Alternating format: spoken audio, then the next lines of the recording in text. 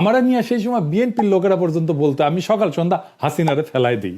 হাসিনা যে বারুদের উপরে বসে আছে, যে কোনো সময় যে কোনো স্ফুলিঙ্গে ছোঁয়ায় বিস্ফোরিত হবে, এটা বোঝার জন্য রাজনৈতিক দৃষ্টি লাগে, পলিটিক্যাল উইজডম লাগে। স্ফুলিঙ্গ কখন লাগবে আপনি সেটা বলতে পারেন না, কিন্তু বারুদে আগুন যে লাগবেই সেটা আপনি নিশ্চিতভাবে বলতে পারবেন।